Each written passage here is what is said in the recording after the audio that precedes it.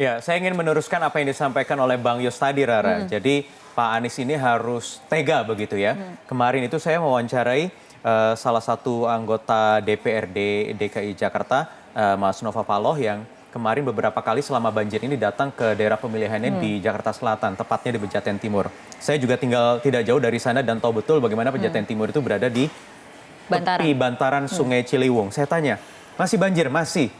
Warganya mau nggak direlokasi? Loh, warganya menunggu udah direlokasi. Jadi tidak ada alasan resisten dari warga ya? Iya, warganya sudah siap untuk direlokasi.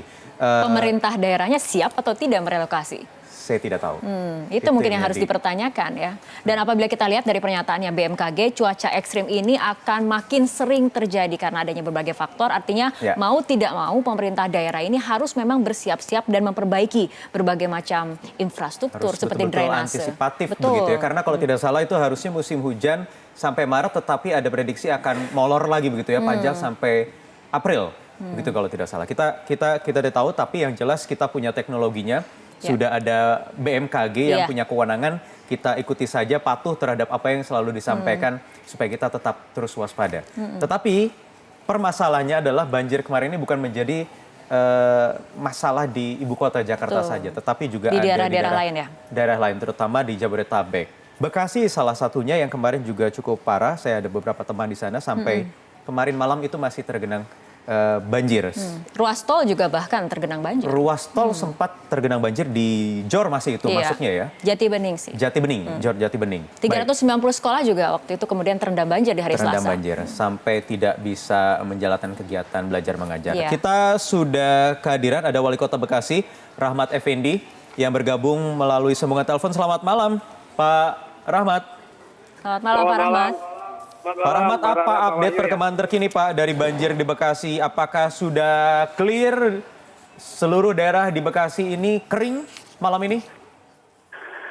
Terakhir tadi saya ke Rawapasung di Kecamatan Medan Satria, alhamdulillah ya, itu situasinya sudah kering.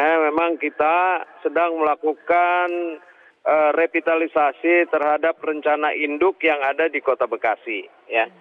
Saya sampaikan bahwa yuk kita ini punya 6 sungai besar ya, yang dilalui oleh sungai-sungai itu di daerah topografi. Oleh karena itu memang butuh kerja sinergitas dengan Kabupaten Bekasi, dengan DKI, karena ada beberapa sungai juga larinya ke DKI, dan tentunya ke hulunya dengan Depok dan Bogor.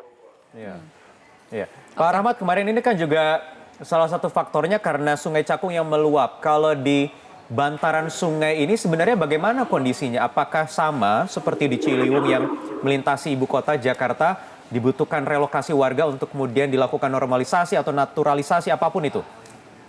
Yang perlu direlokasi adalah perumahan Pondok Gede Permai yang memang setiap ada bencana das Kali Cikias dan Kali Cilengsi masuk Kali Bekasi, itu memang saya sudah sampaikan kepada Pak Presiden pada saat itu.